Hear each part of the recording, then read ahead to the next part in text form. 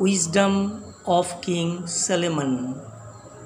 Once there was a king named Solomon who was noted for his wisdom. One day, Queen Sheba wanted to test his wisdom and called him to her court.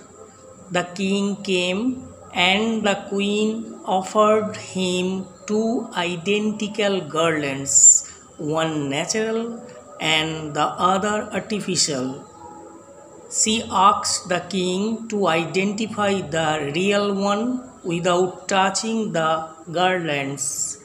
The king then opened the windows. Bees came in and, attracted by the smell, sat on the real garland. The queen was surprised and pleased at the wisdom of the king.